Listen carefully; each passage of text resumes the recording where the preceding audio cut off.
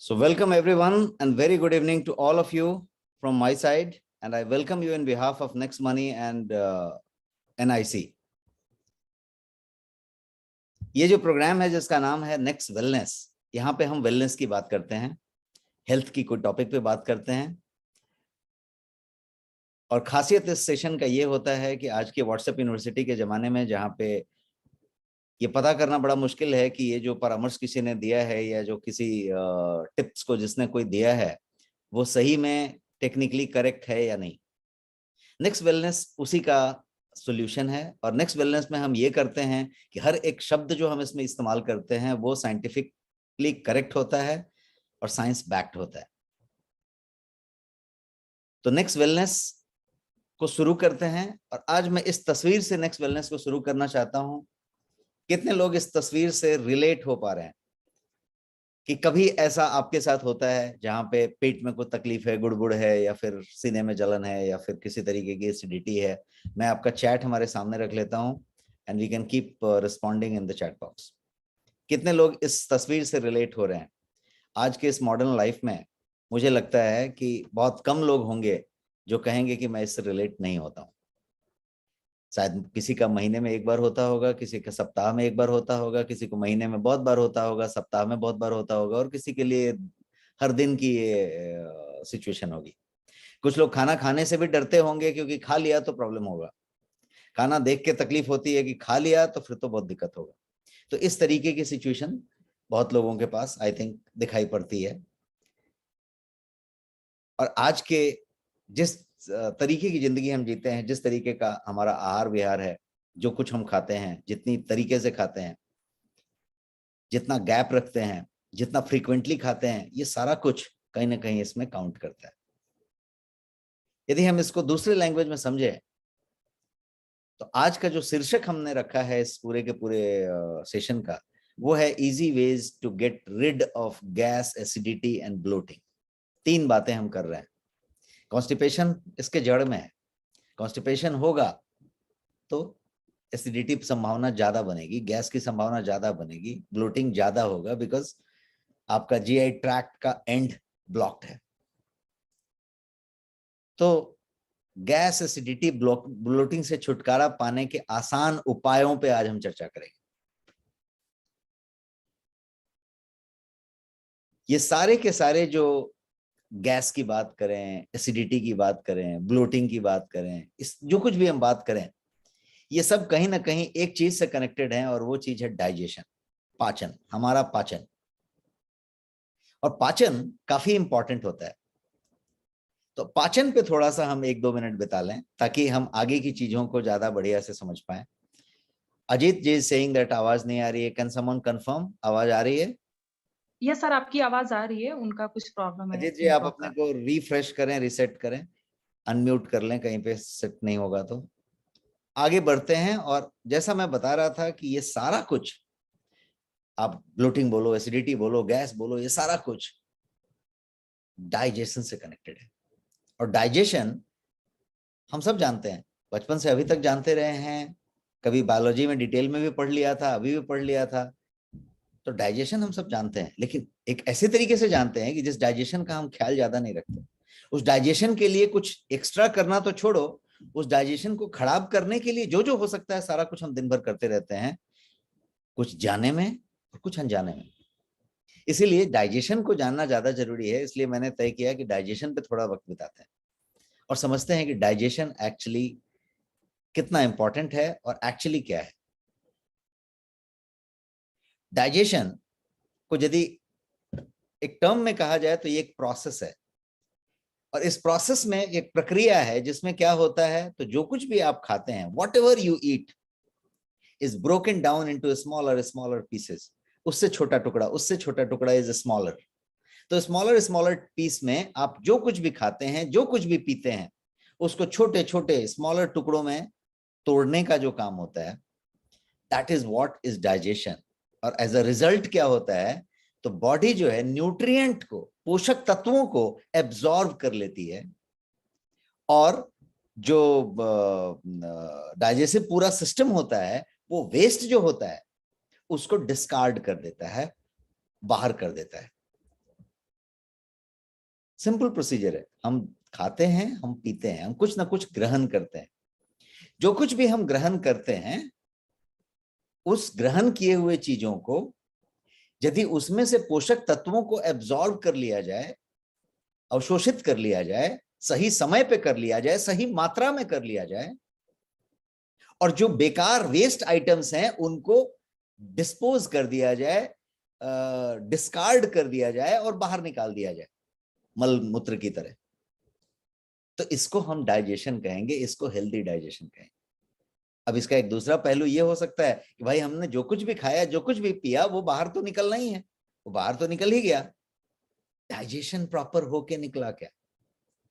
इसमें दोनों बातें हैं कि जो जो उसमें से अवशोषित करना था, जिन जिन तत्वों को, जिन जिन पोषक तत्वों को, न्यूट्रिएंट को, माइक्रो न्यूट्रिएंट को शरीर को एब्जॉर्ब करना था, उसको एब्जॉर्ब कर लिया था क्या, और वेस्ट को बाहर फेंका था क्या? कि काम का सामान को ही बाहर फेंक दिया था और वेस्ट को जमा करके रख लिया था। कितने लोग समझ पा रहे हैं मैं जो कहना चाह रहा हूं? बहुत बार ऐसा हो सकता है कि वेस्ट जो था, जो बर्बाद चीज था, उसको ही जमा करके रख लिया, प्रॉब्लम के लिए रख लिया, और जो काम का चीज था वो फ्लश आउट हो गया, बाहर निकल गया। क्यों? क्योंकि पाचन क्रिया बराबर नहीं चल रही थी, डाइजेशन हेल्दी नहीं था, डाइजेशन की प्रक्रिया पूरी तरीके से काम नहीं कर रही थी। तो इसीलिए डाइजेशन एक लाइन में यदि बताना चाहूं तो यही लाइन है कि जो जो चीज अवशोषित करना चाहिए, जब जब अवशोषित करना चाहिए उसको कर ले, और जो बेकार का सामान है उसको बाहर डिस्कार्ड कर दे। ये डाइजेशन प्रक्रिया है, और डाइजेशन प्रक्रिया काफी कॉम्प्लेक्स है, काफी अंग इसमें शामिल हैं, और वो सब मिलकर डाइजेशन की प्रक्रिया करते हैं। यहाँ पे मैंने आपके सामने एक तस्वीर रखी है, इसको आप देखें। इसमें सारे के सारे ऑर्गन्स की बात हो रही है जो डाइजेशन प्रक्रिया के हिस्से हैं, इंटीग्रल पार्ट है डाइजेस्टिव सिस्टम के। अपना डाइजेस्टिव सिस्टम जो है एक सीरीज ऑफ ऑर्गन्स के द्वारा चलता है, इसमें पूरे के पूरे ऑर्गन शामिल होते हैं, मुंह से लेके आपके एनस तक, मल द्वार तक, ये पूरा का पूरा सिस्टम चल रहा है, जिसमें सब कुछ शामिल है। क्या क्या शामिल है? आपका मुंह खुद ही शामिल है, मुंह शामिल है जो इसको चबा रहा है, यहां से आपका काम शुरू हुआ है।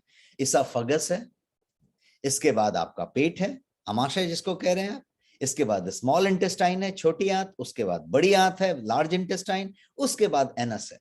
ये सारा का सारा चीज डाइजेशन सिस्टम का हिस्सा है।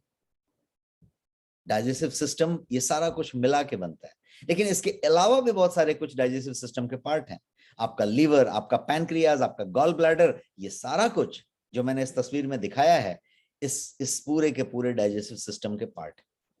और ये सब मिला के, इन सारे अंगों को मिला के एक पूरा का पूरा तंत्र बनता है, जिसको हम कहते हैं सिस्टम, और ये है डाइजेस्टिव सिस्टम, पाचन तंत्र, और ये काफी कॉम्प्लेक्स है।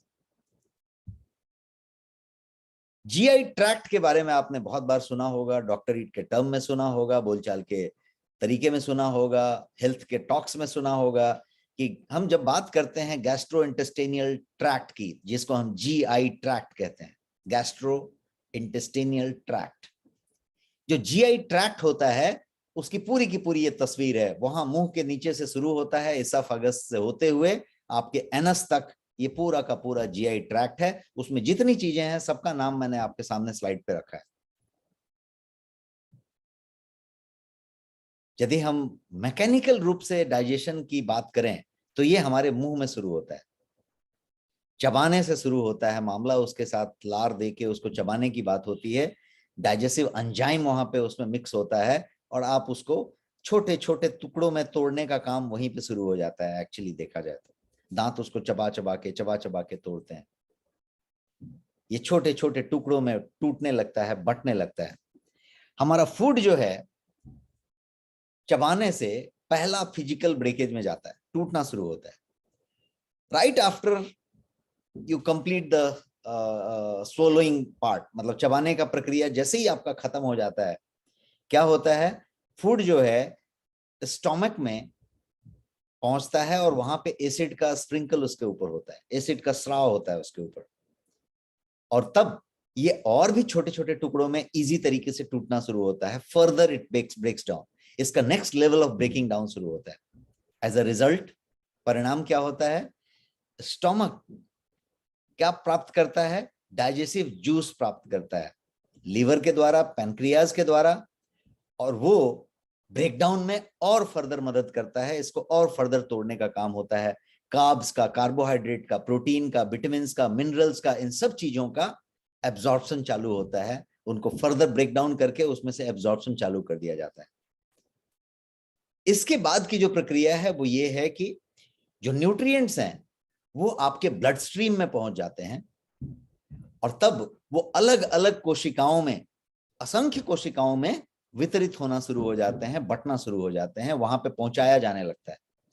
ब्लड में एब्जॉर्ब होता है और फिर सारी कोशिकाओं में, असंख्य कोशिकाओं से शरीर बना हुआ है, उन सारी कोशिकाओं में वो ड्रॉप ड्रॉप ड्रॉप ड्रॉप पहुंचाने का काम शुरू हो जाता है। और इस तरीके से जो भी आपने खाया था, जो भी आपने पिया था, उसको शरीर एब्जॉर्ब करके इस तरीके से उन कोशिकाओं को आहार के रूप में, उनके फॉर्मेट में जैसा आहार उनको चाहिए था उसमें पहुंचाने का काम शुरू कर दिया। और ये सारा कुछ संभव किस बात से हुआ? पाचन तंत्र से हुआ, डाइजेस्टिव सिस्टम से हुआ, इस जीआई ट्रैक्ट की वजह से हुआ। और ये पूरा का पूरा जो तंत्र है, इसने इसको संभव बनाया। और फाइनली जो बड़ी आंत है, लार्ज इंटेस्टाइन, वहां पे उस वेस्ट को एलिमिनेट करने के लेवल पे ले जाया जाता है, और वहां पे उन चीजों को भी एब्जॉर्ब किया जाता है। बड़ी आंत में भी कुछ चीजों को एब्जॉर्ब किया जाता है, उनको जो छोटी आंत नहीं कर पाई थी, तो बड़ी आंत में उसको एब्जॉर्ब किया जाता है, और तब इसको डिस्कार्ड करने के लिए और आगे एनस की तरफ पुश कर दिया जाता है, और फिर वो चीजें बाहर निकल जाती हैं। हमारा मल त्याग इस तरीके से हो जाता है। अब ये पूरा का पूरा जो डाइजेशन है, ये जो पूरा का पूरा जीआई ट्रैक्ट है, ये पूरा का पूरा जो गट सिस्टम है, ये सीधे सीधे हमारे ब्रेन से कनेक्टेड है। ये जरा इंटरेस्टिंग फैक्ट है, और काफी लोग इस इंटरेस्टिंग फैक्ट को जानते होंगे, दिन रात महसूस भी करते होंगे, और कुछ लोग इसको नहीं जानते होंगे। तो ये जो है ब्रेन गट कनेक्शन के रूप में जाना जाता है। और ये चीज यहाँ पे चर्चा करना बहुत जरूरी है, क्योंकि आपका पाचन, आपका पूरा का पूरा गट सिस्टम ब्रेन से डायरेक्टली कनेक्टेड है। इनडायरेक्ट कनेक्शन नहीं, डायरेक्ट कनेक्शन है। मैंने कोई एक चार्ट में यहाँ ब्रेन गट एक्सेस बताने की कोशिश की है। डायरेक्ट सॉलिड कनेक्शन का मतलब ये हुआ कि हमारा गट और ब्रेन सबसे पहले तो फिजिकली कनेक्टेड हैं थ्रू मिलियंस ऑफ नर्व्स, लाखों लाखों नर्व के द्वारा, मिलियंस, एक 10 लाख का 1 मिलियन होता है, and I am saying millions of, this is science backed statement. Millions of nerve से हमारा जीआई ट्रैक्ट, हमारा गट और हमारा ब्रेन कनेक्टेड है। तो पहला तो ये कनेक्शन हुआ। दूसरी बात है कि हमारा जो गट और ब्रेन एक और तरीके से कनेक्टेड है, और वो है केमिकल्स के द्वारा, जिसे हम कहते हैं न्यूरोट्रांसमीटर्स। न्यूरोट्रांसमीटर्स वो केमिकल्स हैं जिनके द्वारा ब्रेन और गट के बीच में संदेश आदान प्रदान होता है। ये न्यूरोट्रांसमीटर्स हैं जिसके द्वारा ये कनेक्टेड है। न्यूरोट्रांसमीटर्स क्या करते हैं? तो ये ब्रेन को कंट्रोल्स देते हैं, जैसे कि फीलिंग्स देते हैं, इमोशंस देते हैं, उसका कनेक्शन लेते हैं सीधा। तो neurotransmitter basically produces the brain control, चाहे वो आपकी इमोशन हो, चाहे वो फीलिंग हो, ये सारी चीज की बात हो रही है। और gut microbe make other chemicals that affect brain and affect brain functions. तो ये पूरा का पूरा जो कनेक्शन है, ये एक दूसरे से कनेक्टेड है। इसीलिए कभी आप देखते होंगे कि यदि आपको बहुत ज्यादा स्ट्रेस है तो आपको जो है एसिडिटी हो जाएगी, पेट में तकलीफ दिखेगी। पेट में बहुत ज्यादा कुछ गड़बड़ चल रही है तो आप देखिएगा आपको जो है थोड़ा सा मूड स्विंग आएगा, डाउन होएगा, स्ट्रेस होएगा। ये सारा कुछ एक दूसरे से कनेक्टेड है। इन शॉर्ट, यदि हम बात करें तो हमें अपने डाइजेशन सिस्टम को मजबूत करने की जरूरत है, स्ट्रॉन्ग डाइजेशन सिस्टम होने की जरूरत है। All you need to do is keep your digestive system strong. Digestive system strong रखने के लिए क्या करना पड़े? तो सबसे पहले तो ये समझें कि डाइजेस्टिव सिस्टम जो हमारा है, हमने बताया काफी कॉम्प्लेक्स है, इसमें कितने ऑर्गन शामिल हैं, किस तरीके से ये ब्रेन से कनेक्टेड है, इस कॉम्प्लेक्सिटी को हमने डिटेल में समझा। अब इसमें और थोड़ा सा समझें कि इतना कॉम्प्लेक्स होने के बावजूद भी ये पूरा का पूरा ऑटो पायलट मोड में चलता है और आपको इसके लिए कुछ भी करने की जरूरत नहीं होती। ये कंप्लीट ऑटो पायलट मोड में चलता है। जब मैं कहता हूं कुछ भी करने की जरूरत नहीं होती, इसका मतलब ये हुआ कि आपके कुछ करने से ये नहीं चलता, आपके कुछ करने से ये बिगड़ता है। तो आप इसको बिगाड़ना बंद कीजिए, ये अपने आप चलेगा और काफी स्ट्रांग रूप से चलेगा। इसीलिए इस तरीके की एक तस्वीर मैंने आपके लिए ढूंढी है और वो तस्वीर ये कहना चाहता है कि ये पूरा का पूरा सिस्टम पूरा स्ट्रांग है और ये स्ट्रांग तब रहेगा जब आप इसका ख्याल रखें। और इसका ख्याल तब आप रख पाएंगे जब आप ये जानें कि ये जो सिस्टम है ये ऑटो पायलट मोड में चलता है। का क्या मतलब हुआ? ऑटो पायलट मोड में चलता है, इसका मतलब हुआ कि इसको आप, काफी जटिल सिस्टम है और पूरी तरीके से सेल्फ प्रोटेक्टेड है। जब आप कुछ खाना खाते हैं तो खाना को जब जैसे ही आप मुंह में रखते हैं आप चबाना शुरू करते हैं। शायद जब आप खाना खाना शुरू करें इसके पहले खाना देख के, खाना का स्वाद, खाने का खुशबू, खाने का कलर, फ्लेवर, लुक, जो कुछ भी आप देखें, आपके मुंह में लार आती है या नहीं आती? आप खाना खाने के प्रति थोड़ा सा उत्साहित होते हैं, इच्छुक होते हैं, ऐसा होता है कि नहीं? वो जो लार आता है ये क्या है? ये यहाँ के ग्लैंड से निकला हुआ लार है जिसको हम डाइजेस्टिव एंजाइम कहेंगे। ये डाइजेस्टिव एंजाइम का काम पाचन से कनेक्टेड है, इसको पाचन रस कहते हैं। ये पाचन से कनेक्टेड है। आपके खाने को सबसे पहले जब आपने चबाना शुरू किया तो वो जो है आपके डाइजेस्टिव एंजाइम के साथ, आपके लार के साथ, आपके पाचन रस के साथ मिलना शुरू हुआ, मिक्स होना शुरू हुआ। कोई भी चीज को, रोटी जैसी चीज को भी आप यदि बार बार चबाते चले जाएं, अंत में आपको वो मीठा लगेगा। क्यों? क्योंकि वहां पे ही प्रक्रिया शुरू हो गई है। एंजाइमेटिक रिएक्शंस वहां पे शुरू हो गए हैं। आपके बहुत सारी चीज उसके साथ मिक्स होने लग गए हैं और आप उसको चबाना शुरू कर दिया है। इतना कॉम्प्लेक्स सिस्टम तो है, लेकिन आप देखिए ये कितना सेल्फ कंटेनिंग है, सेल्फ सफिशिएंट सिस्टम है कि आप चबा रहे हैं और उसके साथ साथ वो चीजें मिक्स हो रही हैं। चबाने के लिए कभी कोई चीज आप मिक्सर ग्राइंडर में कोई चीज पिसने जाएंगे या कोई चीज ऐसा कोई इंडस्ट्रियल या किचन में कुछ मिक्स करने की बात करेंगे, पिसने की बात करेंगे, ग्राइंड करने की बात करेंगे, तो आपको उसको वेट करने के लिए उसमें पानी डालना पड़ेगा, कोई लिक्विड डालना पड़ेगा, कुछ चीज करना पड़ेगा। ऐसा नहीं होता है कि आप जो खा रहे हैं उसके साथ थोड़ा सा खाना खाया, उसमें थोड़ा सा पानी डाला, थोड़ा सा वो डाला और फिर चबाना घुमाना शुरू किया। ऐसा तो नहीं होता है। आप जो कुछ भी खाते हैं आप सीधा खा लेते हैं, लेकिन मुंह के अंदर वो सारा सिस्टम होता है जो उसके नमी को देता है, उसको मॉइस्ट करता है, उसको वेट करता है, उसको गीला करता है और उसको मिक्स करता है। यस और no? Give me some response in the chat box. ऐसा होता है? ये इतना जटिल सिस्टम है लेकिन सेल्फ सफिशिएंट सिस्टम है। इसको आपको कुछ करने की जरूरत नहीं पड़ती, ये पूरी तरीके से ये किया हुआ है, सिस्टम बनाया हुआ है। लेकिन इसको यदि आप बिगाड़ते हैं, आप इसमें व्यवधान डालते हैं तो दिक्कत है। व्यवधान क्या क्या डाल रहे हैं आप? तो जैसे खाना खाने के ठीक 5 मिनट पहले, 2 मिनट पहले, 4 मिनट पहले कुछ लोग 2 गिलास पानी पी लेते हैं। डाइनिंग टेबल पे बैठते हैं, पहले 1 गिलास पानी पी लेते हैं। तो उन्होंने क्या किया? उन्होंने जो लार बनी थी, जो पाचन रस बना था, जो डाइजेस्टिव एंजाइम बना था, जो पेप्टिक एसिड अंदर बन रहा था, जो तैयारी हो रही थी पूरी बॉडी की इस डाइजेशन को टैकल करने के लिए, एक पूरा का पूरा प्रोसेस के लिए सब चीज तैयारियां हो चुकी थी, उस सब पे पानी फेर दिया। उसने पूरा का पूरा डाइल्यूट कर दिया, डाइजेस्टिव एंजाइम को भी और पेप्टिक एसिड को भी, सबको डाइल्यूट कर दिया। कहने का मतलब कि पाचन को कमजोर कर दिया। कितने लोग सहमत हैं मेरी इस बात से? ऐसा कर दिया। तो एक तो पहला ये काम हमने कर दिया। दूसरा, खाना खाने के पहले हमने खाना पे ध्यान दिया क्या? खाना खाने के पहले खाना में इंटरेस्ट आया क्या? खाना में रुचि आई, खाने को बड़े प्यार से देखा, खाने की खुशबू, महक, खाने का कलर, खाने का तरीका को बड़े तरीके से महसूस किया क्या? और इसीलिए कोई भी धर्म हो, किसी भी रिलीजन में आप चले जाइए, खाना खाने के पहले एक बार भगवान को, अल्लाह को, वाहेगुरु को, किसी को याद करने का एक सिस्टम है। और वहां पे खाने के साथ एक बोलते हैं ना, आचमन कर लिया या कुछ भी कर लिया या ध्यान कर लिया का सिस्टम है। इस सब चीजों का पर्पस क्या होगा? इनका पर्पस ये था कि खाने के पहले आप खाने की श्रद्धा में आए, मूड में आए, ध्यान में आए और खाने के प्रति कनेक्ट हो जाए। आज हमारा सिस्टम क्या हो गया?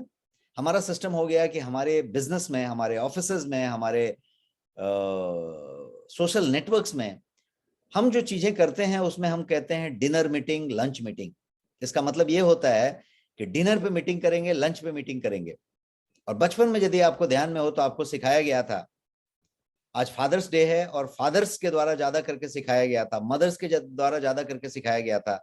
और वो क्या सिखाया गया था कि खाते समय बातचीत नहीं करते। कितने लोगों को याद है कि ये आपको सिखाया गया था कि खाते समय बात नहीं करते?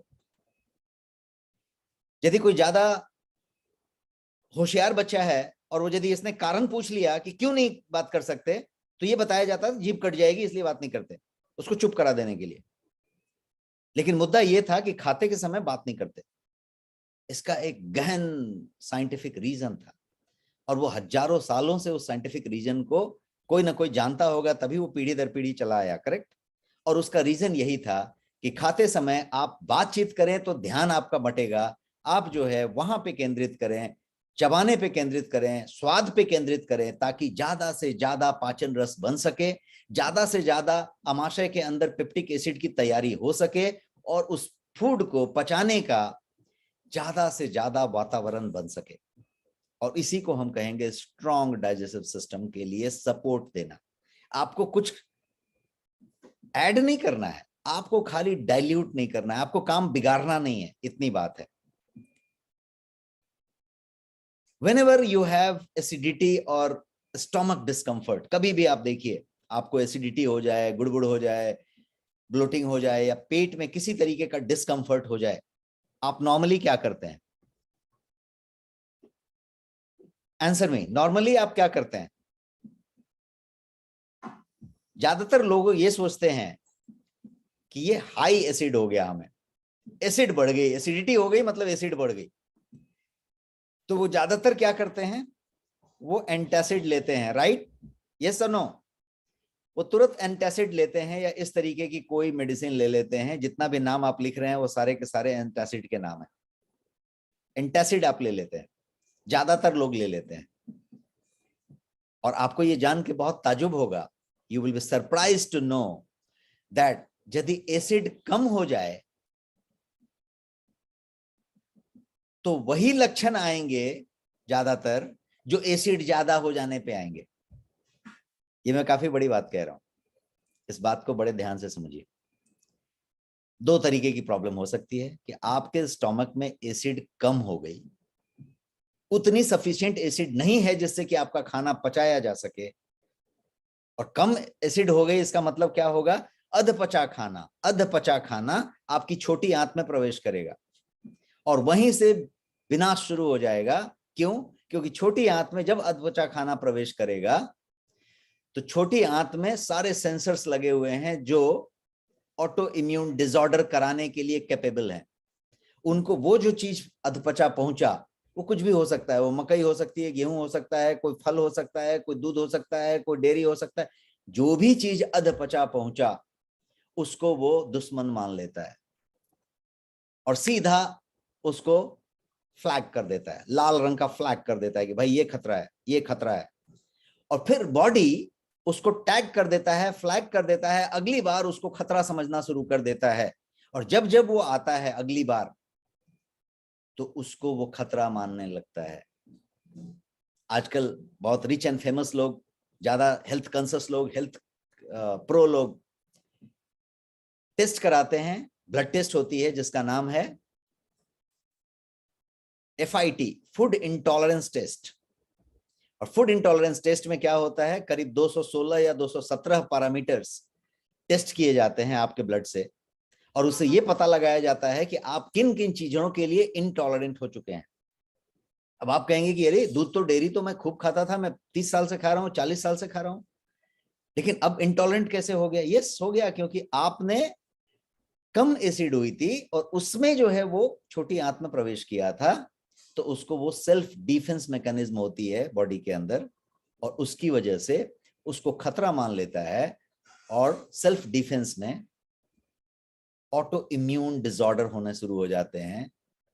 आपको बैठे बिठाए अर्थराइटिस हो जाए, रूमेटॉइड अर्थराइटिस हो जाए। क्या हुआ? ये ऑटो इम्यून डिसऑर्डर हो गया। घर में किसी को अर्थराइटिस नहीं था, अर्थराइटिस के कोई कारण नहीं थे, कोई लक्षण नहीं थे, auto immune arthritis, auto immune problem की वजह से अर्थराइटिस हो गया। अब आपका आरए बहुत बढ़ गया और आप जो है रिमेटॉइड अर्थराइटिस के शिकार हो गए, आरएच फैक्टर बढ़ गया। क्या हुआ? छोटी आंत में अधपचा खाना बार बार प्रवेश हो रहा था और उसको शरीर ने फ्लैग कर दिया। तो मैं बहरहाल ये बता रहा था कि आपकी यदि एसिड कम हो जाए तो शरीर में वही सब लक्षण आएंगे जो एसिड ज्यादा हो जाने से आएंगे। और ज्यादातर लोग के एसिड कम होते हैं और उन्होंने एसिड ज्यादा होने वाला सिस्टम के हिसाब से भर भर के एंटासिड और मेडिसिन खा ली। अब जो कम एसिड था वो और कम हो गया और खाना पचा नहीं। क्या आप मेरी बात को समझ पा रहे हैं? This is how we are damaging our system. हमने ये समझ लिया है कि ये गोली, ये सिरप, ये बात, ये पुड़िया, ये टीवी का एड, वो एड, जितने भी एंटासिड हम खा लें, ये सब क्विक फिक्सेस हैं। फटाफट फटाफट क्विक फिक्स हो जाएंगे और ये काम हो जाएगा। अब समझते हैं स्टोमिक एसिड को,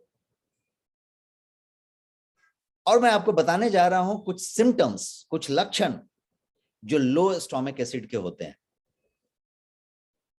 कुछ लक्षण मैं आपको गिनवा रहा हूं। हार्ट बर्न, सीने में ऐसी जलन जैसी हो रही है, हार्ट बर्न हो रहा है, गैस हो रही है, बर्पिंग, ब्लोटिंग हो रहा है। जब जब आप खा रहे हैं तो गैस हो रहा है, ब्लोटिंग हो रहा है या एसिडिटी हो रही है, तो ये सारे के सारे लो एसिडिटी स्टोमिक एसिड के सिम्टम है। आपको यदि फूड एलर्जीज हो रहे हैं, इंटॉलरेंस हो रहा है, या लीकी गट सिंड्रोम बोलते हैं, लीकी गट सिंड्रोम हो रहा है, डायरिया हो रहा है बार बार, कभी कभी महीने में 1-2 बार डायरिया हो जा रहा है, सप्ताह में 1 बार डायरिया हो जा रहा है, या कॉन्स्टिपेशन बार बार हो रहा है, ये सारा का सारा कनेक्टेड है किससे? लो स्टोमिक एसिड से। अब आप यदि देखें हाई स्टोमिक एसिड का लक्षण, तो भी इसी में के सब है। और हम इलाज किस चीज का कर रहे हैं? हाई स्टोमिक एसिड का इनवेरिएबली। और हम जो है धड़ल्ले से एंटासिड खा रहे हैं। एंटासिड शायद जितना बिक रहा है भारत में, उतना एंटासिड किसी दुनिया के किसी कंट्री में नहीं बिक रहा। आप नाम ढूंढ लें, एक एक दर्जन नाम आपका बच्चा बच्चा बता देगा। 1 दर्जन नाम कम से कम आप बता देंगे अभी बैठे बैठे। तो डॉक्टर ने एंटासिड लिखा, क्यों? क्योंकि डॉक्टर ने बहुत सारी दवाइयां लिखी, पेट में तकलीफ आने वाली है, इसलिए डॉक्टर ने एक एंटासिड भी लिखा। That's different. But what you are taking is, वो कैडबरी जेम्स की तरह या बच्चों की वो कोई स्वीट पिल की तरह आप एंटासिड खाए जा रहे हैं या एंटासिड पिए जा रहे हैं, एंटासिड लिए जा रहे हैं। इनफैक्ट बहुत सारे लोग ऐसे हैं मेरे जानने वाले में, जिनके ऑफिस के टेबल पे, ऑफिस के ड्रॉर में और उनके ट्रैवल बैग में एंटासिड भरा होता है। बिना एंटासिड के तो खैर काम ही नहीं चलेगा। ऐसी सिचुएशन हो चुकी है। कितने लोग मेरी बात से सहमत हैं कि ऐसी सिचुएशन हो चुकी है? और हम इसको बहुत बढ़िया मानते हैं और बहुत अवेयर कहते हैं कि भाई ट्रैवल के पहले इतनी तैयारी कर लिया, ये कर लिया, ये है, हमेशा तैयार रहता है, इतना इजी है, दूसरों को भी तुरंत सॉल्यूशन दे देता है। ये सारी बातें हम करते हैं और हम एंटासिड का लिटरली, वो हमारे यहाँ भूजा कहते हैं ना, भूजा की तरह टक टक टक टक खाते जाते हैं। Now, what causes low stomach acid? Let us talk about low stomach acid की बात हम कर रहे हैं। What causes low stomach acid? आज के समय में ज्यादातर लोग को low stomach acid हो रहा है। और कारण क्या है उसका? सबसे जो पहला कारण है, मैंने क्या कहा था? ब्रेन गट कनेक्शन। सबसे पहला कारण है high stress level. High stress level, आप माने ना माने, हाई स्ट्रेस लेवल सबसे बड़ा कारण है आपके लो स्टोमिक एसिड होने का। और इस बात को कोई मानता ही नहीं, शायद समझता भी नहीं, शायद इस पे ध्यान भी नहीं जाता। और आप मेरे को एक आदमी ढूंढ के लेके आए, कहें कि भैया वो हाई स्ट्रेस में नहीं है। Very difficult to find such person, very difficult. हम हो, आप हो, किसी को पकड़ के लेके आइए, हाई स्ट्रेस लेवल में ही है। भले वो कहे कि मैं बहुत अच्छा स्ट्रेस मैनेज करता हूं, बहुत अच्छा पर्सनालिटी है, हमेशा मुस्कुराता रहता है, सब ठीक है, लेकिन हाई स्ट्रेस लेवल में वो रह रहा है। आर्थिक हो, पारिवारिक हो, सामाजिक हो, उसका खुद का कैरियर का हो, उसका बिजनेस का हो, उसका कोई चीज हो, पूरी की पूरी एडवर्सिटीज में हम जी रहे होते हैं, टाइम मैनेजमेंट हो, वर्कलोड हो, पेंडिंग वर्क हो, यू नेम द थिंग्स, और लोग हाई स्ट्रेस में हो रहे होते हैं। तो ये सबसे महत्वपूर्ण और पहला कारण है, बिकॉज ब्रेन गट कनेक्शन की बात हो रही है। जो दूसरा कारण है वो है एजिंग, उम्र का बढ़ना। हम सबका उम्र बढ़ रहा है, करेक्ट। मैं 50 साल का हूं, आप में से भी कुछ लोग ज्यादा उम्र के होंगे, कम उम्र के होंगे, बट जितने भी उम्र के होंगे आपकी उम्र बढ़ रही होगी, करेक्ट। ये जो बढ़ती उम्र है वो आपके लो स्टोमिक एसिड का कारण है, बिकॉज जब आप 20 साल के थे तो जो स्टोमिक एसिड का मात्रा था आपके पास वो अभी में फर्क है, उसका फर्क आ चुका है, और वो फर्क एजिंग से होगा। जितना आपका एज बढ़ता जाएगा ये प्रॉब्लम आएगा। तीसरी चीज है स्टोमक सर्जरी। बहुत सारे लोग स्टोमक सर्जरी से गुजर चुके हैं, किसी के जेन्युइन सर्जरी है, किसी के शौकिया सर्जरी भी है। अब आप बोलेंगे शौकिया सर्जरी ये क्या चीज होती है? शौकिया सर्जरी बहुत बड़ी चीज होती है, जिसमें बहुत सारे लोग ऐसे हैं जो अपना गॉल ब्लैडर को काट के हटा देते हैं, सीधे काट के हटा देते हैं, और डॉक्टर भी बहुत सारे ऐसे हैं जो उनको परामर्श दे देते हैं कि काट के हटा दो। अच्छे डॉक्टर परामर्श कभी नहीं देते। हमारे घर में एक गॉल ब्लैडर सर्जरी हुई थी किसी की, उसकी गॉल ब्लैडर सर्जरी को डॉक्टर ने 5 बार मना कर दिया था, लेकिन पेशेंट इतना उतावला था कि पेशेंट कहता था कि अभी मेरे को गॉल ब्लैडर सर्जरी करा देनी है, अभी करा देनी है। हर बार पेशेंट तैयार होकर आता था कि गॉल ब्लैडर सर्जरी करा देनी, लेकिन डॉक्टर इतना बढ़िया थे कि डॉक्टर ने 6 साल तक गॉल ब्लैडर सर्जरी नहीं होने दी, क्योंकि हर बार वो उसका एक खास तरीके का एक्सरे निकालते थे, जिसको न्यूक्लियर एक्सरे कहते हैं, जिसमें इस बात का पता चलता है कि गॉल ब्लैडर कितना % फंक्शनल है। और यदि गॉल ब्लैडर 15%, 10% से कम फंक्शनल है, तभी जाके उसको निकालने की बात सोचनी चाहिए। यदि 10% से ज्यादा फंक्शनल है तो गॉल ब्लैडर को निकाल देना खतरनाक है। लेकिन डॉक्टर के लिए, मेडिकल पूरे के पूरे बिजनेस के लिए, और उस व्यक्ति के लिए जो ये समझता है कि हमारा शरीर एक गाड़ी है, एक कार है, एक व्हीकल है, जिसमें स्पेयर पार्ट्स निकाल के दूसरा लगा दो। अभी गाड़ी में क्या होता है, आपकी टायर, आपका ट्यूब, आपका शॉक एब्जॉर्बर, आपका ये, आपका वो, आपकी गाड़ी का कोई भी पार्ट हो बदल दो, सीधे बदल दो। हमारे छोटे शहर में यदि आप याद करें, आपके भी शहर में आप जाके नोटिस करें, तो पहले क्या होता था? टायर रिट्रेडिंग का काम होता था कि नहीं होता था? ये सुनो, टायर रिट्रेडिंग का काम होता था, इंजन रिबोरिंग का काम होता था, ये सुनो। बहुत सारे गाड़ियां, दुकान दिखते थे जिस दुकान का नाम होता था इंजन रिबोरिंग का दुकान, जहां पे इंजन को रीबोर किया जाता था, टायर को रिट्रेड किया जाता था। शहरों में, मेट्रोज में जहां आप रहते हैं, कभी आपने इंजन रिबोरिंग, टायर रिट्रेडिंग ऐसा नाम सुना क्या?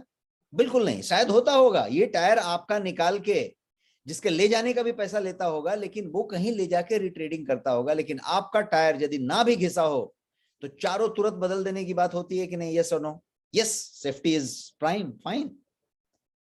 Safety is prime, fine. Breakdown हुआ तो टाइम आपका वेस्ट होगा, fine, all is taken. But ये कार में से जो प्रवृत्ति निकली कि सब कुछ बदल डालो, थोड़ा दिक्कत है तो दूसरा लगा दो, यही प्रवृत्ति बहुत सारे लोगों ने अपने शरीर में ले लिया, और ये कहा कि भाई काट के दूसरा लगा दो, काटो दूसरा लगा दो, काटो दूसरा लगा दो। कितने लोग मेरी बात को जेल कर पा रहे हैं, समझ पा रहे हैं? सीधा काटो और दूसरा लगा दो, मतलब ऐसा शरीर ना हो कि कोई आपका कार का स्पेयर पार्ट्स हो गया, और सीधे जो है काटो और नया लगा दो। तो उसी को मैंने कहा है स्टोमक सर्जरी, ये एक बड़ा कारण है आपके लो स्टोमक एसिड होने का। बहुत लोगों ने शौकिया सर्जरी करा रखी है, और बहुत लोग की सर्जरी जेन्युइनली डॉक्टरों ने की है। मेडिकेशन एक चौथा या पांचवा कारण, जो भी नंबर मैंने गिना दिया, ये एक बड़ा कारण है, मेडिकेशन। हम भर के दवाइयां खा रहे हैं, कुछ लोग ब्लड प्रेशर की दवाइयां खा रहे हैं, कुछ डायबिटीज की दवाइयां खा रहे हैं, कुछ कोई दवाइयां नहीं खा रहे हैं तो एंटासिड खा रहे हैं धपाधप। तो ये जो दवाइयां हम खा रहे हैं भर भर के, इन सारी दवाइयों की वजह से भी स्टोमक एसिड लो हो रहा है। और हाई शुगर इंटेक एक बड़ा कारण है आपके लो स्टोमक एसिड होने का। अगेन चौंकाने वाला कारण है, ऐसा कारण है जो हम कभी ध्यान ही नहीं देते, या कभी हमारे सपने में भी नहीं आएगा कि हाई शुगर इंटेक जो है लो स्टोमक एसिड का कारण बन सकता है। और ये है, यस, क्योंकि आपके फ्रिज में जाके चेक कीजिए, भर भर के चॉकलेट और बिस्किट, क्या बोलते हैं, आइसक्रीम्स रखे हुए हैं, चॉकलेट आइसक्रीम से आपका फ्रिज भरा हुआ है, ये सुनो। आप जो कुछ भी खा रहे हैं, पेस्ट्रीज, कुकीज, आप देखिए शुगर कंटेंट आपका बढ़ता जा रहा है। आप त्योहारों में अब शुगर नहीं खा रहे, आप शुगर पे ही जिंदा हैं, आप शुगर शुगर शुगर शुगर ही कर रहे हैं। आपकी कैफीन, निकोटीन भी शुगर में सनी हुई है, लदी हुई है, उसी के साथ आप ले रहे हैं। चाहे वो एनर्जी ड्रिंक हो, चाहे वो आपकी चाय कॉफी है, जो कुछ भी चीज हो, बिकॉज वो शक्कर ज्यादा, चाय कम है, कॉफी कम है, शक्कर ज्यादा है। तो ये जो शक्कर की प्रक्रिया है, ये यदि हम शुगर इनटेक को यदि बात करें तो ये भी एक प्राइम कारण है, और ये सारे कारण आपके स्टोमक एसिड को बढ़ाने, कम करने वाले हैं। So is there a natural solution? Sugar हो, स्ट्रेस हो, जो भी रीजन से हो रहा हो, आपकी स्टोमक एसिड तो बढ़ी है। बहुत सारे मसालेदार चीजें आप खा रहे हैं, बहुत फ्रिक्वेंट खाना खा रहे हैं, स्नैकिंग बिटवीन द मील कर रहे हैं, देर से नाश्ता कर रहे हैं, देर से खाना खा रहे हैं, खाते ही सो जा रहे हैं, जो जो जो जो कारण आप कर रहे हैं, बहुत कम सो रहे हैं, ये भी बड़ा कारण, बहुत कम सो रहे हैं, ये भी बहुत बड़ा कारण है। कोई भी आप फोन ले लीजिए, आपका आपका कोई भी स्मार्टफोन ले लीजिए और उसमें अलार्म लगाइए, स्लीप टाइम डिफाइन कीजिए, और स्लीप टाइम को जैसे 8 घंटे से कम डिफाइन करेंगे, आप 8 घंटे से कम डिफाइन करेंगे, वो क्या कहेगा? वो फोन आपका कहेगा कि your sleep hour is less than recommended sleep duration. कितने लोग इस बात को देखते हैं? जब आप अपने फोन में अलार्म लगाते हैं या स्लीप टाइम डिफाइन करते हैं, यदि वो 8 घंटे से कम है, तो फोन आपका जबरदस्ती कहता है कि भाई आपका जो टोटल कोटा है उससे कम आप सो रहे हैं, ये सेफ नहीं है। और कितने लोग 8 घंटे सो रहे हैं? कोई नहीं, इंक्लूडिंग मी, कोई नहीं, इंक्लूडिंग मी, कोई नहीं। आप सबको चेक कर लीजिए अपने अगल बगल में, जो बहुत अच्छा आपको लगता है कि स्वास्थ्य में जीने वाला आदमी है, उसको भी पकड़ के चेक कीजिए, आपको पता चलेगा 8 घंटे वाला कोई नहीं मिलेगा, कोई अफोर्ड ही नहीं कर सकता। क्योंकि 10 साढ़े 10 बजे यदि आप सोने की बात करें तो 8 घंटे का मतलब हुआ कि 4:30 बजे उठना पड़ेगा। 4:30 बजे कितने लोग उठ रहे हैं? नहीं उठ रहे हैं। तो क्या हो रहा है कि आपका सोने का जो ड्यूरेशन है वो भी एक बड़ा कारण है। तो मेरा सवाल ये है कि क्या कोई नेचुरल सॉल्यूशन है, क्या कोई प्राकृतिक उपाय है इसका, एसिडिटी को कंट्रोल करने का, बढ़ने नहीं देने का और घटने नहीं देने का? कोई प्राकृतिक उपाय है? Yes, there are natural solutions. बहुत सारे प्राकृतिक उपचार हैं जो अमेजिंग तरीके से काम करते हैं, दे वर्क अमेजिंगली वेल। और वो क्या तरीके हैं? मोस्ट ऑफ दिस सॉल्यूशंस, ज्यादा से ज्यादा इन सॉल्यूशंस की यदि बात की जाए तो ये आपके किचन में है, आपके घर में है, और थाउजेंड्स ऑफ ईयर्स से, हजारों सालों से इसको जो है हम इस्तेमाल करते रहे हैं, और धीरे धीरे हम उसका इस्तेमाल कम करते चले गए, उस पे से भरोसा हटाते चले गए, एंटासिड लेते चले गए, दवाइयां लेते चले गए, और प्रॉब्लम में आ गए। आज के इस मॉडर्न लाइफस्टाइल में दो चीजें हुई है, दो चीजें हुई है। पहला तो चीज ये हुआ है कि हमारा खाना, खाने का तरीका, जो भी कह लें आप, अनहेल्दी हुआ है। What you eat, when you eat, how you eat, how much you eat, इन चारों घटकों में बात करें, क्या खाएं, कब क्या खाते हैं, कब खाते हैं, कितना खाते हैं और कैसे खाते हैं, इन सब बातों पे यदि गौर फरमाया जाए तो ये सब चीजें चेंज हो गई हैं जो पहले के तुलना में। तो पहला प्रॉब्लम तो हुआ है कि खाने का पैटर्न बदल गया, खाने का टाइम, तरीका सब बदल गया। अब दूसरा जो टाइम है वो क्या, दूसरा जो फर्क आया वो क्या आया? वो ये आया कि हम क्विक फिक्सेस पे डिपेंड होने लग गए। We started depending on quick fixes, instant solution पे हम डिपेंड होना शुरू हो गए, अननेचुरल सॉल्यूशंस लेने लग गए। क्यों? क्योंकि हमको इंस्टेंट सॉल्यूशन चाहिए, अभी लिया, 2 मिनट में, 10 सेकंड में आराम चाहिए। और हमें लगता है कि बस ये भी खाओ, वो भी खाओ, ये कर लो, वो कर लो, जंक खा लो, पिज्जा खा लो, बर्गर खा लो, और उसके साथ एक 10 सेकंड में आराम देने वाला कोई एक सामान है, उसको भी खा लो। हर चीज का ऐड टीवी पे और होर्डिंग पे अवेलेबल है। So it is all quick fixes. So जब क्विक फिक्सेस की बात करें तो ये सब मिलके ज्यादा प्रॉब्लम क्रिएट करने लग गए। तो नेचुरल सॉल्यूशंस क्या क्या है? मैं आपको 3 नेचुरल सॉल्यूशंस आज बताने जा रहा हूं। सबसे पहला नेचुरल सॉल्यूशन जो है वो है अजवाइन। कितने लोग अजवाइन को जानते हैं? ये है अजवाइन, जिसको आप थाइमोल सीड भी कहते हैं या कैरम सीड कहते हैं। ये अजवाइन सबसे पहला नेचुरल सॉल्यूशन है। इसको बाइशॉप वीड भी कहते हैं, बाइशॉप वीड। हजारों सालों से अजवाइन को गैस्ट्रोइंटेस्टिनियल प्रॉब्लम्स के लिए, जैसे गैस हो गया, एसिडिटी हो गया, इंडाइजेशन हो गया, कोलिक पेन हो गया, ब्लोटिंग हो गया, इन बातों के लिए इस्तेमाल किया गया है हजारों सालों से। पुराने से पुराने ग्रंथों में, किताबों में इनका विवरण है।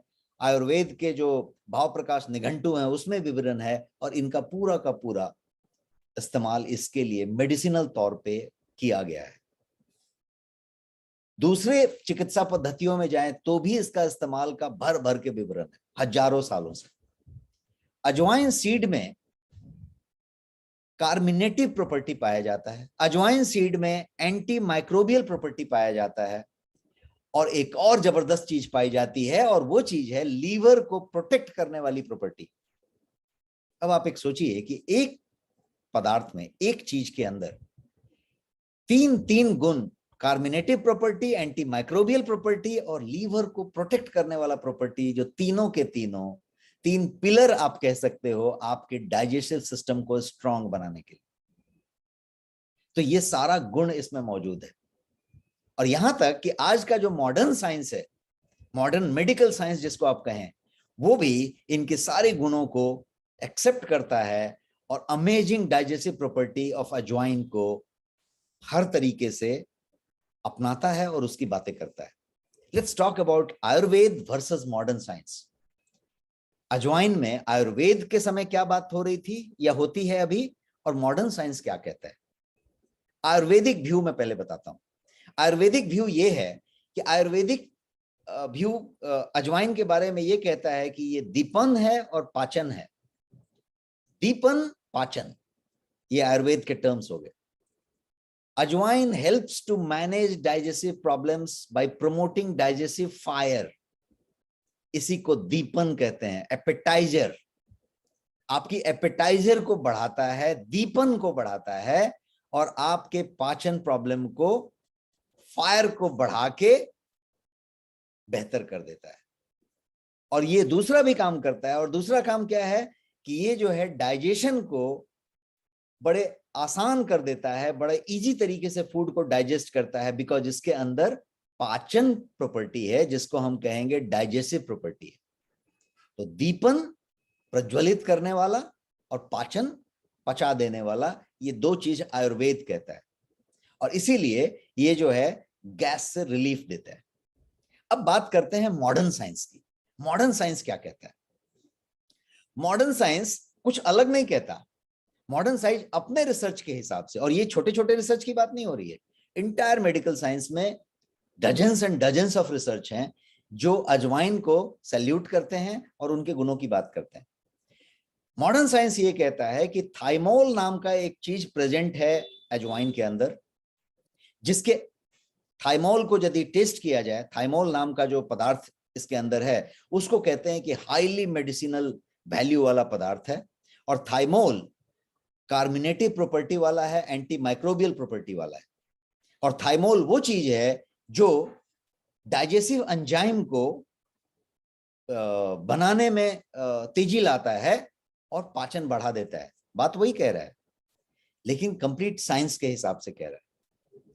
तो ये कह रहा है मेडिकल साइंस कि अजवाइन गैस्ट्रोइंटेस्टिनियल डिसऑर्डर्स को मैनेज करता है, जैसे इनडाइजेशन हो गया, अपचन जिसको कहते हैं, गुड़गुड़ हो रही है, ब्लोटिंग हो रही है, या डायरिया होने लग गया, इन सब चीजों को बेहतर करता है। यदि कोई छोटी सी फूड पॉइजनिंग जैसी चीज हो गई, आपको किसी तरीके का माइक्रोबियल हो गया, चूंकि एंटी माइक्रोबियल बात हो रही है, थाइमोल एंटी माइक्रोबियल है, तो ये उस तरीके से काम कर रहा है।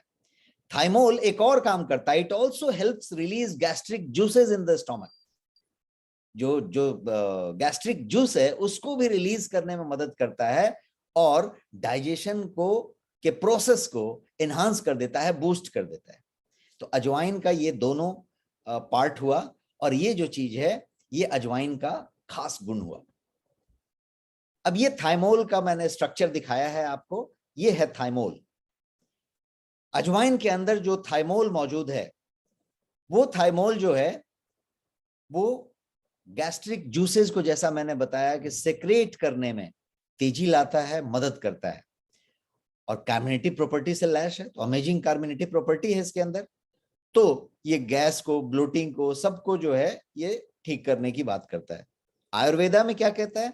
आयुर्वेदा कहता है कि अजवाइन जो है वात प्रकृति के लिए, वात में यदि कोई विकृति आ रही है, आपके कफ में यदि आ रही है, तो उसके लिए बेहतरीन काम करता है और उसमें आपकी मदद करता है। अजवाइन एसिडिटी के अगेंस्ट बहुत ज्यादा प्रभावी है, बहुत बढ़िया काम करता है। और आज के समय में यदि एसिडिटी की बात करें तो बाय डिफॉल्ट एसिडिटी कनेक्टेड है हमसे। क्यों? क्योंकि इर्रेगुलर ईटिंग हैबिट, और जो खा भी रहे हैं इर्रेगुलरली वो क्या है भाई? तो वो जंक फूड है। वो जंक फूड है, और एक तो हम बेसमय खा रहे हैं, क्वाइट फ्रीक्वेंटली खा रहे हैं, जब मर्जी तब खा रहे हैं, जैसे मर्जी वैसे खा रहे हैं। तो ये जो है फूड कंजम्पशन इस तरीके का यदि हो, इस प्रकार से हो, तो क्या होगा? वो एसिडिटी को बढ़ाएगा।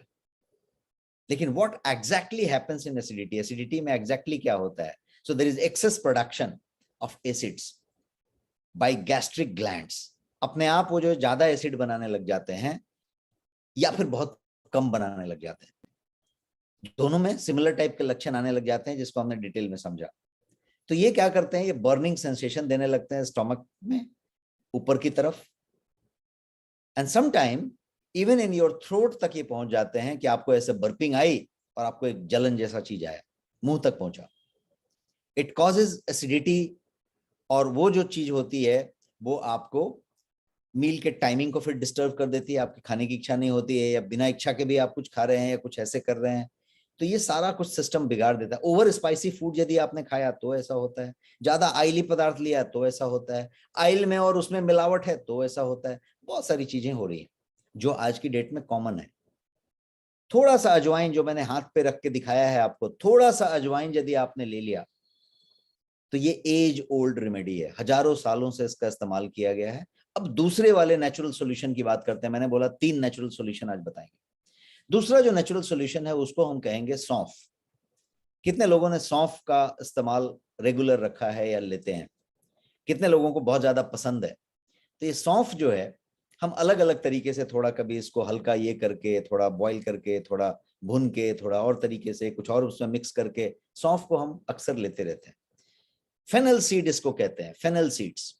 हजारों सालों से, थाउजेंड्स ऑफ ईयर इसका इस्तेमाल किया गया है, इसके वर्णन मिले हैं हर जगह पे।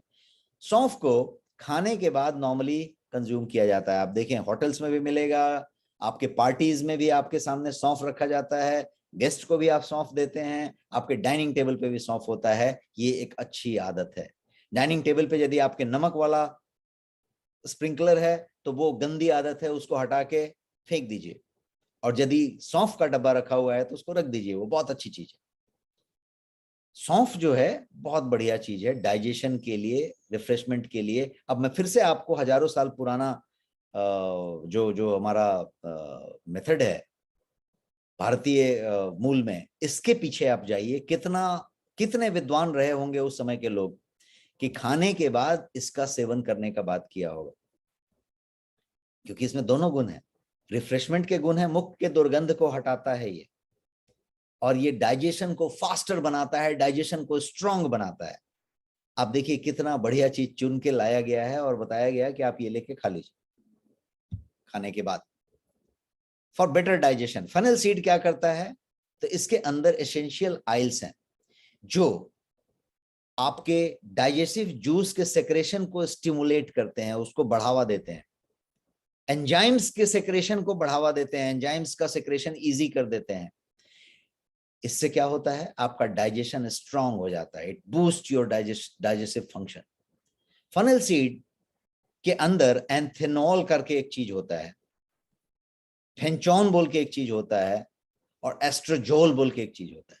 ये तीनों के तीनों चीज क्या करते हैं?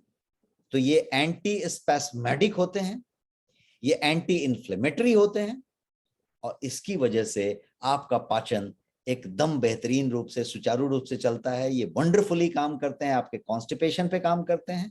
कॉन्स्टिपेशन के लिए ये रामबाण माना जाता है अजवाइन, सौंफ का पानी। इनडाइजेशन की बात करें, ब्लोटिंग की बात करें, जिससे जो जो पैदा हो रहा है उन सब चीजों की बात करें तो सौंफ उस पर बहुत बढ़िया काम करता है। और ये आपके डाइजेस्टिव ट्रैक्ट को, जो जीआई ट्रैक्ट का फोटो आपने देखा था, उसको हेल्दी रखता है, उसको हैप्पी रखता है। मोर इंपॉर्टेंटली हैप्पी रखता है, मतलब उसको किसी तरीके की तकलीफ नहीं आने देता। फनेल सीड में हाई क्वालिटी के फाइबर होते हैं। जब आप चबा चबा के फनेल सीड खाते हैं उसमें हाई क्वालिटी के फाइबर होते हैं और वो डाइजेशन सिस्टम को बहुत बढ़िया सूट करता है। सौंफ की पानी की बात करें, funnel water, funnel seed water, तो ये एंटी बैक्टीरियल है, एंटी फंगल है, बेहतरीन anti bacterial, anti fungal property रखने वाला चीज है। और इसकी वजह से क्या होता है, तो बैक्टीरिया जो आपके डाइजेशन को डिसरप्ट करते हैं उनका सफाया करता है और आपके डाइजेशन को स्ट्रांग करता है। इतना ही नहीं, आपके बाउल मूवमेंट को स्मूथ करता है।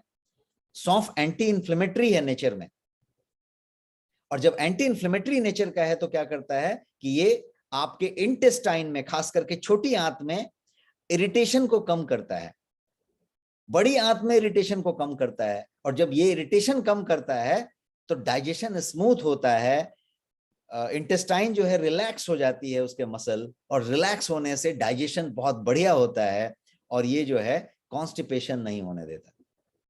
तो ये है सौंफ का गुण। सौंफ का एक और खासियत है और वो है आपके यंगर स्किन। पाचन को ही सुधार के यंगर स्किन लाता है, लेकिन यंगर स्किन बड़ा सब्जेक्ट है, बड़ा सब्जेक्ट है। आप किसी भी उम्र के हो, शायद यंगर स्किन में आप इंटरेस्ट रखेंगे। आप पुरुष हो, महिला हो, यंगर स्किन में इंटरेस्ट रखेंगे।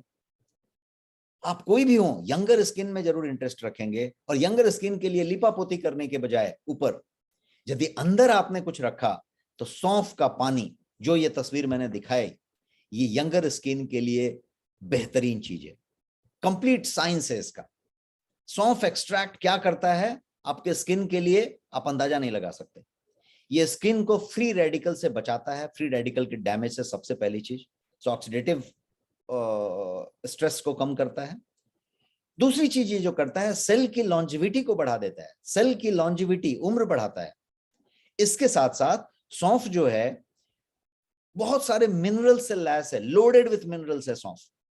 इसके अंदर पोटेशियम है, सेलेनियम है, जिंक है, और ये सारे के सारे चीज होने की वजह से ये मिनरल आपके हार्मोन के बैलेंसिंग का काम करते हैं और ऑक्सीजन बैलेंस भी आपके ब्लड स्ट्रीम में बनाए रखते हैं। देखिए तालमेल, ऑक्सीजन को यदि ब्लड स्ट्रीम में यदि उसके बैलेंस को बनाए रखे, हार्मोन को बनाए रखे, साथ साथ एक और बेहतरीन काम करता है, सौंफ जो है आपके ब्लड को प्यूरिफाई करता है। और ये सब चीज करने की वजह से आपके त्वचा में ये निखार लाता है, ग्लो लाता है, रिंकलिंग कम करता है और आपके त्वचा को युवा रखता है, जवान बनाता है। और इसीलिए सौंफ का इस्तेमाल जो है एक बेहतरीन चीज हो सकता है। अब तीसरी चीज की बात करते हैं। तीसरी जो चीज है, जो मैंने बोला 3 नेचुरल चीजें मैं बताऊंगा आज। तीसरा चीज है धनिया, जिसका इस्तेमाल शायद आप रेगुलर करते हैं और हमारे सब्जियों में, हमारे आहार में हजारों सालों से, इससे पुराना कोई भी ऐसा चीज नहीं है जो ह्यूमन को मालूम हो। ऐसा कोई मसाला नहीं है जो धनिया से पुराना लोगों को मालूम। ये oldest spices known to mankind है, ऐसा समझ लीजिए। कोरिएंडर जिसको कहते हैं, ये धनिया भर के जो पेट के प्रॉब्लम्स हैं, उनके होस्ट ऑफ स्टमक प्रॉब्लम्स कह लीजिए आप, सीरीज ऑफ स्टमक प्रॉब्लम कह लीजिए, उनको सॉल्व करता है और साइंटिफिकली सॉल्व करता है। साइंस बैक्ड फैक्ट्स हैं जो ये कहता है। ये धनिया है। धनिया की खासियत ये है कि धनिया के अंदर एंथोसायानिन नाम का एक पदार्थ पाया जाता है। जैसे अजवाइन के पास थायोमोल था, थाइमोल की जगह यहां पे एंथोसायानिन है। और एंथोसायानिन जो है एंटी इंफ्लेमेटरी क्वालिटी से लैश है। ये जो है इनडाइजेशन पे जबरदस्त तरीके से काम करता है। स्टोमक अल्सर जैसी चीजों को हील कर देता है क्योंकि इसके अंदर एंटी इंफ्लेमेटरी क्वालिटीज हैं। एक और चीज ये करता है कि ये गैस्ट्रिक मुकोसल जिसको कहते हैं, म्यूकोसल, गैस्ट्रिक म्यूकोसल को सेक्रेशन में मदद करता है, गैस्ट्रिक म्यूकोसल के सेक्रेशन को बढ़ाता है। अब ये म्यूकोसल क्या चीज है? ये गैस्ट्रिक म्यूकोसल वो चीज है जो आपके पेट के दीवारों पे लगता है, और इससे जो पेट की दीवारें हैं, आमाशय की जो दीवारें हैं, वो जो है प्रोटेक्टेड रहती हैं पेप्टिक एसिड से। ये पूरा का पूरा म्यूकोसल है जो उसको प्रोटेक्ट करता है लेयर चढ़ा के, और इस म्यूकोसल के सेक्रेशन को ये बढ़ा देता है एंथोसायानिन, और इसीलिए धनिया आपके लिए बेहतरीन है। धनिया का पानी, खासकर धनिया के अर्क से निकला हुआ पानी बहुत बेहतरीन है। This gastric mucosal, if it is taken care of and sufficiently है, तो आपको अल्सर वल्सर की बात खत्म हो जाती है। आपका जीआई ट्रैक्ट हैप्पी रहेगा, हेल्दी रहेगा, क्योंकि स्ट्रॉन्ग एसिड होता है वो, और उससे उसके दीवारों को बचाता है। अब धनिया एक और चीज करता है, डाइजेस्टिव एंजाइम को स्टिमुलेट करता है। एक्टिव कंपाउंड्स इन दिस धनिया और कोरिएंडर, डाइजेस्टिव जूस हुआ या डाइजेस्टिव एंजाइम हुआ, उसको बनाने में मदद करता है, उसकी प्रक्रिया को स्टिमुलेट करता है। और ये अंत में क्या करता है? तो ये आपके डाइजेशन को हेल्दी करता है, गैस को प्रिवेंट करता है, और ब्लोटिंग या नौजिया भी बहुत बार होता है उसको बचाता है। तो ये पाचन को दूसरे लेवल पे डिफाइन कर देता है। एक और चीज करता है, ये लीवर फंक्शन को और बॉवेल मूवमेंट को फेलिसिटेट करता है, उसको जो है सुचारू रूप से चलाने में मदद करता है। अब आप सोचिए कि धनिया भी अजवाइन और सौंफ से कम नहीं, उतना काम कर देता है। एक और चीज धनिया करता है, धनिया जो है आपके स्टूल में, आपका जो शौच होता है उसमें बल्क ऐड करता है, और बल्क ऐड करने से क्या होता है? बाउल मूवमेंट बहुत स्मूथ हो जाता है, स्टूल सॉफ्ट हो जाता है। किसी को बवासीर हो, किसी को पाइल्स हो, किसी को कॉन्स्टिपेशन का प्रॉब्लम हो, स्टूल यदि सॉफ्ट हो जाए तो बहुत हद तक काम बेहतर हो जाता है। तो ये सारा कुछ करता है। और धनिया एक और चीज करता है इन सब चीजों कारणों की वजह से, कि ये आपका यदि पुराने से पुराना यदि कॉन्स्टिपेशन का प्रॉब्लम है तो उसको बहुत हद तक निकाल देता है, सुधार देता है, प्रोवाइडेड आप धनिया का विशुद्ध पानी रेगुलर पी रहे हो या धनिया का पानी ले रहे हो। तो हमने अभी तक 3 चीजों की बात की। समय अप हुआ है, मैं 2 मिनट और लूंगा आपका। हमने 3 चीजों की बातें की अभी तक। इन 3 चीजों में हमने देखा कि धनिया था, सौंफ था, अजवाइन था। अभी तक हमने इनकी करीब 45 मिनट 50 मिनट हमने इन तीनों चीजों पर चर्चा की, और पाचन तंत्र को समझा कि कितना जटिल है और किस तरीके से वो सेल्फ सफिशिएंट है और वो काम करता है। ये तीनों धनिया, सौंफ और अजवाइन कितने कितने पावरफुल हैं हमारे स्टोमक के लिए और हमारे पाचन के लिए, इसको हमने समझा। अब आप इमेजिन कीजिए कि यदि ये तीनों के तीनों आपको इजी, कन्वीनियंट और इकोनॉमिक तरीके से मिल जाए, मैं तीनों बातें कर रहा हूं, इजी, कन्वीनियंट और इकोनॉमिक तरीके से मिल जाए, तो कितना बढ़िया होगा। तो जी हाँ, ये संभव है, और ये जो है पूरी तरीके से डाइजेस्ट नाम का प्रोडक्ट मैं आपके सामने रख रहा हूं, इससे संभव है। इजी ड्रॉप्स हैं ये, आप इनको पानी में ऐड कर सकते हैं, अपने पीने वाले पानी में, अपने ग्लास में, अपने बॉटल में, अपने जग में। पानी का जो आपका बॉटल है, पानी का जो आपका जग है, उसमें सुबह में ही आपने 10-20 बूंद मिला दिया, एंड आप जो है वो सारा कुछ ले रहे हैं जो अदरवाइज हमने इतने देर तक चर्चा किया। मसलन इजी, कन्वीनियंट और इकोनॉमिकल तरीके से ले रहे हैं। देखिए, कभी आपके पेट में कोई तकलीफ हुई और आप यदि किसी आपके घर में किसी ने बताया या आप जानकार हैं, आपने इतना अजवाइन लिया, हाथ पे इतना अजवाइन लिया, 2 चम्मच अजवाइन लिया और उसको आपने खा लिया। अब खाने का जो प्रक्रिया था उसमें थोड़ी सी पंजेंसी थी, टेस्ट का गड़बड़ था, खाने का मेहनत था, उतना ज्यादा बढ़िया नहीं था। अजवाइन को आपने ढूंढा, लिया, आप अजवाइन लेके घूम नहीं रहे थे, आप किचन तक पहुंचे, किचन में भी अजवाइन उतना था नहीं था, बहुत सारी प्रॉब्लम्स थी। तो इजी नहीं था, कन्वीनियंट नहीं था, करेक्ट। अब मैं बात कर रहा हूं इकोनॉमिकल था क्या। आपने जो अजवाइन लिया उस अजवाइन का कॉस्ट निकालिए और पता कीजिए कि अजवाइन कितने रुपए किलो आपको मिला था, और जो किचन में अजवाइन था वो कितने रुपए का था, और जो 2 चम्मच आपने लिया वो कितने रुपए की पड़ी। आपको ताजुब होगा कि 4 ड्रॉप जो आपने टपका के लिया अपने ग्लास में, वो इन 2 चम्मच अजवाइन के बराबर था, उस धनिया के बराबर था और उस सौंफ के बराबर था, क्योंकि उन सबका एसेंशियल ऑयल का अर्क हाई कंसंट्रेट फॉर्म में, टेस्टलेस फॉर्म में आपके ग्लास में रख दिया गया है, जिसमें कोई टेस्ट भी नहीं आ रहा है, कोई फ्लेवर भी नहीं आ रहा है, स्ट्रॉन्ग फ्लेवर, स्ट्रॉन्ग ऑर्डर नहीं आ रहा है, और आप वो 2-2 चम्मच ले रहे हैं। आप अंदाजा लगाइए कितना इजी है, कितना कन्वीनियंट है और कितना इकोनॉमिकल है, ये वाली चीज है। तो इस तरीके से गैस एसिडिटी और ब्लोटिंग से छुटकारा पाने के ये आसान उपाय मैं आपको बता रहा था, और 3 प्राकृतिक उपाय मैंने आपको आज बताया, और वो तीनों के तीनों डाइजेस्ट में मौजूद हैं।